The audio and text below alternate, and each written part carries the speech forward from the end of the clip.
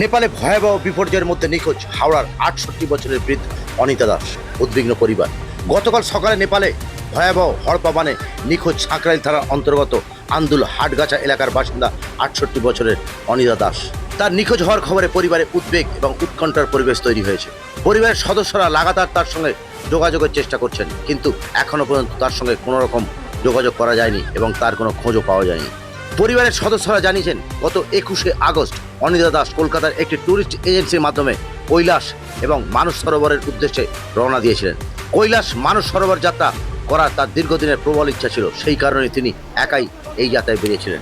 অনিতা দাসের পরিবারের সদস্যরা জানিয়েছেন, গত মঙ্গলবার সকাল প্রায় ৮টা নাগাদ তার সঙ্গে তার ছেলের শেষবারের মতো কথা হয়েছিল। সেই সময় তিনি জানিয়েছিলেন যে তারা নেপাল এবং তিব্বত সীমান্তের কাছাকাছি রয়েছেন এবং কিছু সময় পরে সেখান থেকে পরবর্তী যাত্রার উদ্দেশ্যে রওনা দেবেন। কিন্তু গতকাল নেপালে ভয়াবহ জলপ্রলয় এবং প্রাকৃতিক বিপর্যয়ের খবর সামনে আসার পর থেকে পরিবারে উদ্বেগ আরও বেড়ে যায়। পরিবারের সদস্যরা অনিতা দাসের সঙ্গে যোগাযোগ করার চেষ্টা করলে তার ফোন পাওয়া যায়নি। এরপর তারা সংশ্লিষ্ট ট্যুরিস্ট এজেন্সির সঙ্গে যোগাযোগ করেন। এজেন্সির পক্ষ থেকে জানানো হয়েছে তারা লাগাতার যোগাযোগ এবং তথ্য সংগ্রহের চেষ্টা করছেন, কিন্তু এখনও পর্যন্ত অনিতা দাস সম্পর্কে কোনো নিশ্চিত তথ্য পাওয়া যায়নি। মোবাইল বন্ধ বলছে। বর্তমানে অনিতা দাসের পরিবারের সদস্যরা অত্যন্ত উদ্বিগ্ন।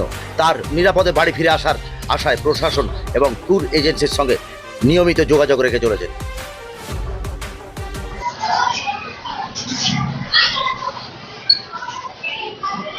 ছবিতে ওনার সঙ্গে আপনার ছেলে মানে ওনার নাতি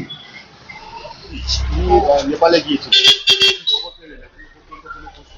না, এখন অবধি কোনো খোঁজ পাইনি। আমি রাজ্যের যে হেল্পলাইন নাম্বার তাদের সঙ্গে যোগাযোগ করা গেছে ঠিকমতো। তারা জানিয়েছে, আমার থেকে ইনফরমেশনগুলো নিয়ে এই অবধি নিয়েছে ইনফরমেশন, কিন্তু ওরা বলেছেন ওরা খোঁজ খবর করছেন, খোঁজ পেলে জানাবেন। আমার ফোন নাম্বারটা নিয়েছেন, বলেছেন খোঁজ পেলে জানাবেন। উনি কবে গেছিলেন? ২১ তারিখে, এ মাসের ২১ তারিখে। কিভাবে কাদের সঙ্গে গিয়েছিলেন? চলো যাই ট্রাভেল এজেন্সির সঙ্গে গিয়েছিলেন, রক্সো মিথিলা এক্সপ্রেসে গিয়েছিলেন। মানে ওরা নেপালে গিয়ে ১.৫ দিন মনে হয় হয়তো স্টে করেছিলেন। তারপর নেপাল থেকে ওদের বর্ডার ক্রস করার কথা। চলজাই বলছে, উনি হয়তো ঠিকমতো ইনফরমেশন দিতে পারেননি। চলজাই বলছেন যে ওদের গতকালই বর্ডার ক্রস করার কথা, যদিও ওনার কথা অনুযায়ী তার আগের দিন ক্রস করেছেন। যে চলজাই বলছে না, উনি হয়তো ঠিক বলছেন না, গতকালই ক্রস করার কথা। ওনার সঙ্গে পরশুদিন সকাল ৮টার সময় লাস্ট যোগাযোগ হয়েছে। না, এখন অবধি খোঁজ পাওয়া যায়। কি মনে করছেন এরকম বিপর্যয় হয়েছে? দেখুন, উনি আমার যেটা ওনাকে এতদিন দেখেছি, উনি যথেষ্ট লড়াকু, খুব শক্ত নার্ভের মানুষ। এখন অবধি দেখা যাক উনি কি পরিস্থিতিতে আছেন, সেটা এখন অবধি আমি বুঝতে পারছি না। আপনারা তো যথেষ্ট উদ্বিগ্ন। সে তো বটে। খুঁজে পাওয়া যাচ্ছে না। কি বলবেন সরকারের কাছে, কি আবেদন?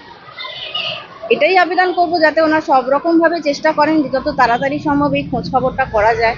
সেটাই সেরকমই চেষ্টা করতে বলবো, যাতে এই খোঁজটা পাই। এই যে আমরা খোঁজ না পেয়ে একটা অনির্দিষ্টের মধ্যে বসে আছি, সেই অবস্থা থেকে যেন আমাদের মুক্তি থাকে। ১০০ বার ৩২ জন, চলজাই থেকে ৩২ জন। সবাই খোঁজ পাওয়া গেছে? একজনের পাওয়া গেছে। একজনের মধ্যে পাওয়া গেছে। আজকে সকাল অবধি একজনের পাওয়া গেছে। আপনার নাম কি? আমার নাম মধুমিতা সরকার। আপনি আমি বৌমা। কি করবেন?